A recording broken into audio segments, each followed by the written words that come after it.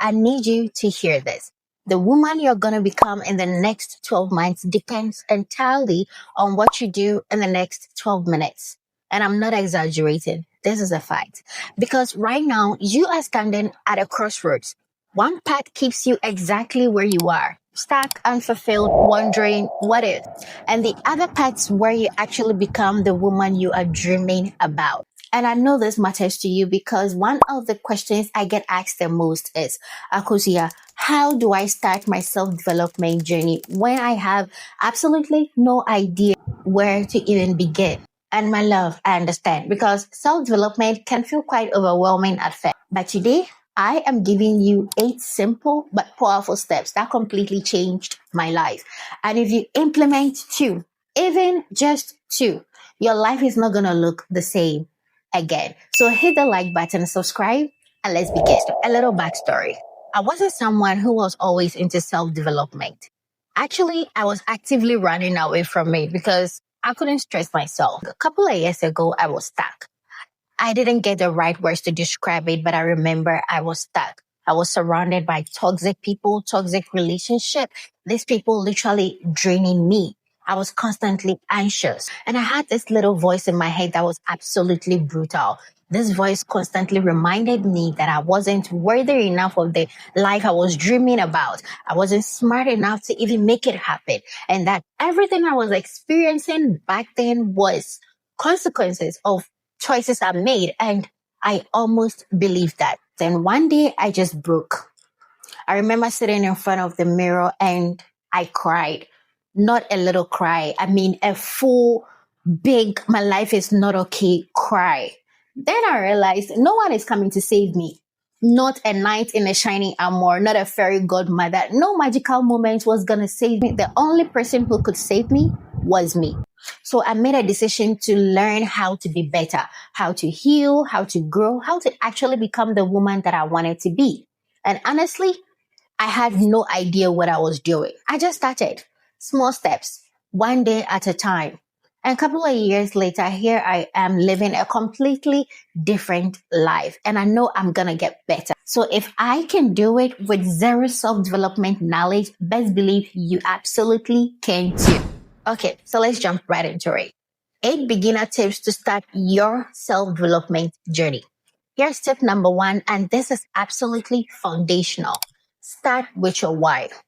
Before you read a book, before you download a meditation app, before you journal in a diary, you need to know why you're doing this because motivation will come and go. Bad days will happen. You will want to quit. But your why is what keeps you going when motivation is nowhere to be found. So ask yourself, why do I want to grow?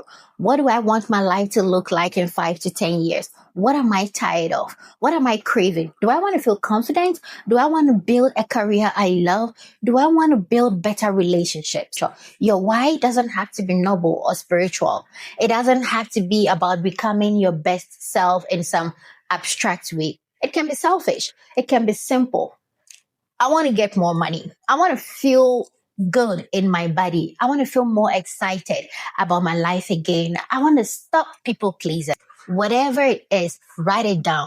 Put it somewhere you see every day because when you know your why, every single action or step you take begins to feel meaningful instead of just going through motions. Tip number 2, start small, not perfect.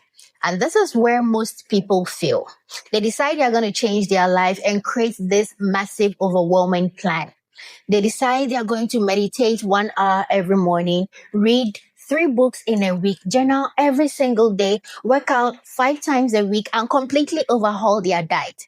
And you know what happens? By week 2, they've burnt out and they've quit. But here's what actually works. Tiny habits, atomic habits, small and consistent actions that you can actually maintain. Instead of meditating for an hour, try meditating for 5 minutes. Instead of overhauling your diet, just add 1 vegetable. Instead of reading 3 books, just read 10 pages a day. And instead of working out 5 times a week, which eventually would break you down, you can simply commit to a 15-minute walk. Small is sustainable, and sustainable beats perfect every single time. But here's the thing. 1% improvement consistently compounds into massive transformation. You don't need to be 100% perfect. You just need to be 1% better than yesterday. Tip number 3, create your foundation. Before you add anything else to your life, you need these non-negotiable foundations in place. 1, sleep. You can't heal, grow, or think clearly if you're sleep deprived. I don't care what anyone else is doing, prioritize your sleep. 2, water. Stay hydrated. I know it's not sexy, but it's life changing. 3, movement.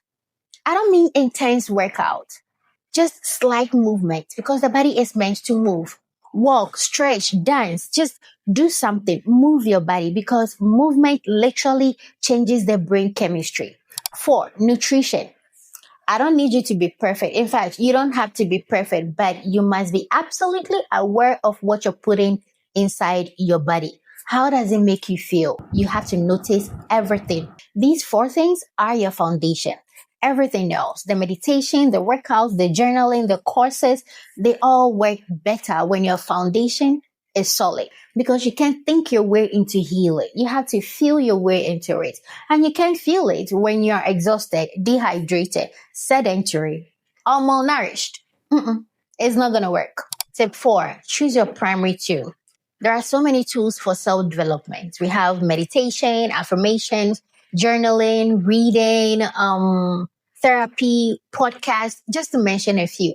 But if you try to do all of them at once, you get overwhelmed, exhausted, and do none of them at all. So instead, pick one primary tool, just one. The one that feels most natural to you, the one that excites you. For some women, is journaling. There is something about putting paper to pen and emptying your mind. For others, it's meditation, the quiet, the space to just be. Some women love reading because it's like downloading someone else's wisdom directly into your brain. Other women prefer podcasts because they are able to listen to it while doing other things. For me, personally, at the beginning of my self-development journey, I chose journaling and meditation.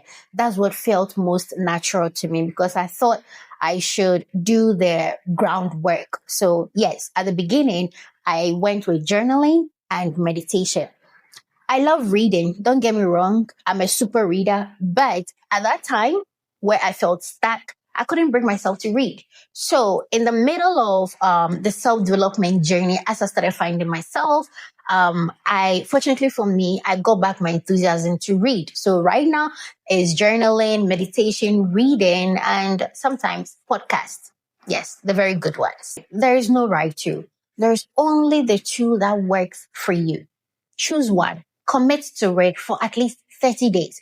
Not because it has to be perfect, but because consistency creates results. And after 30 days, you would know if it's working for you or if you need to try something else. It's simple as that. It's not so difficult. Tip 5, audit your environment. Mind you, you are a product of your environment. If you're constantly surrounded by negativity, toxicity, and people who don't believe in you, growth is going to be 10 times harder. So here's what I want you to do. Look at your environment, your physical space, your relationships, the content you consume. Is your physical space clean and calm, or is it chaotic and cluttered? Because cluttered spaces creates a cluttered mind. You don't need anything fancy, just clean and organized. A space that feels good to be in. Now, look at your relationships. Are the people around you supporting your growth, or are they pulling you down? I'm not saying cut everyone off, but you need to know who energizes you and who drains you. Spend more time with people who believe in your potential. And finally, look at the content you consume. What are you watching? What are you reading? What podcasts are you listening to?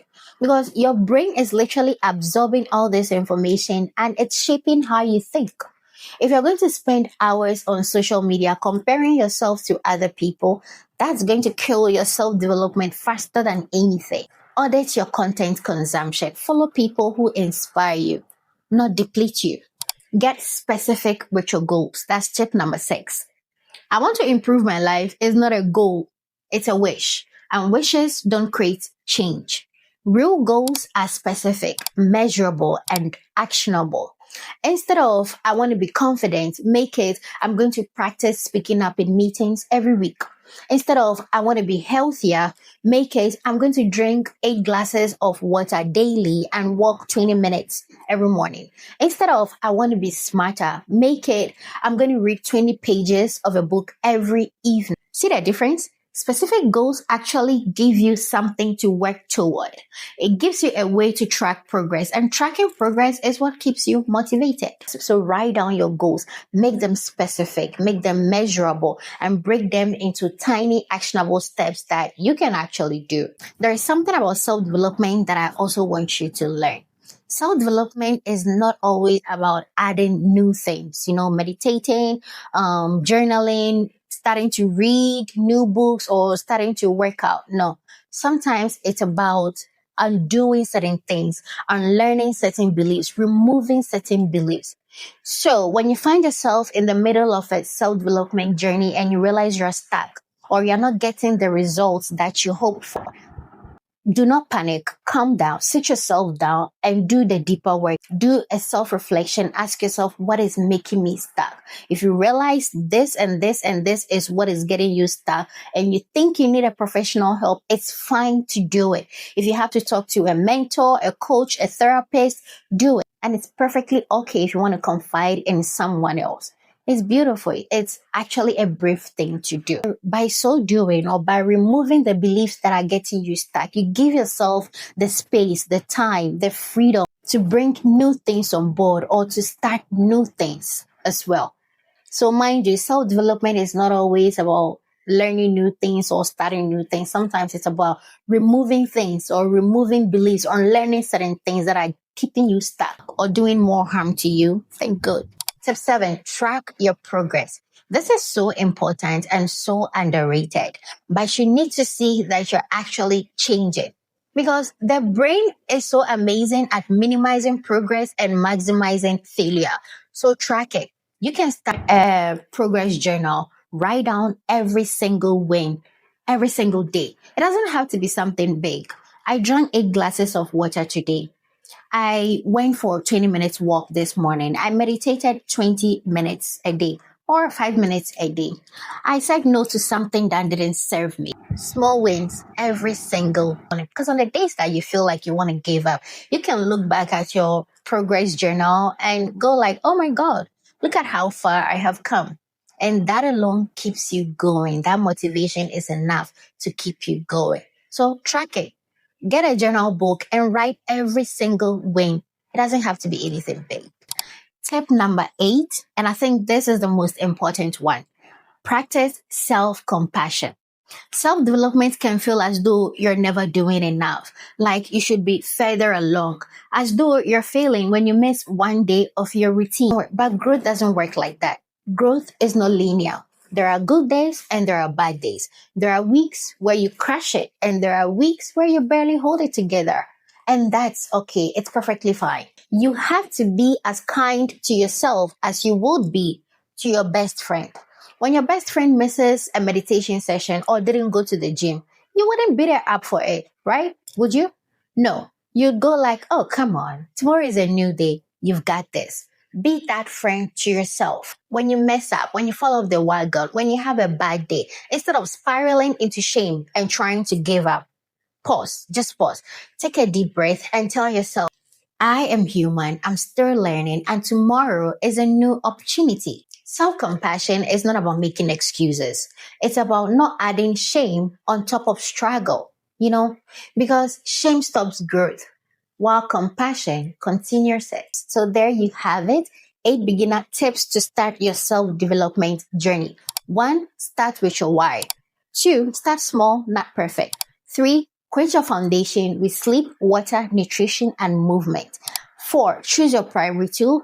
5, audit your environment. 6, get specific with your goals. 7, track your progress.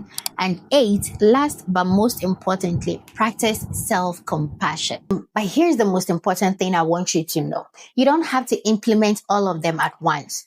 You can pick 2, just 2, the ones that resonate most with you right now. You can start with your why and then start small, not perfect, or you can choose to audit your environment and choose your primary tool. Whatever calls to you, start there. Because here is the truth. The best time to start your self-development journey was yesterday. The second best time is today. And the worst time would be never. Maybe you don't think you feel ready. Maybe you think you have to figure it all out first. But let me tell you, nobody has it figured out ever. We are all doing our best. We are all learning as we go. We are all becoming better versions of ourselves every single day. And so should you. So here's what I want you to do for me this week. Pick one tip from today's video and I want you to implement it. Take that first step, that tiny imperfect step, and come back and tell me in the comments what you chose and how it's going. Don't worry, I read every comment and I want to celebrate this journey with you anyway. So I'll be waiting on you. Make sure you pick one tip and implement it. Okay. Thank you so much for being here, for investing in yourself, for deciding that your growth matters because it does. If this video resonated with you, please like it, subscribe to the channel, and turn on notifications for more glow up content that's going to help you become the highest version of yourself. See you in the next one. Bye bye.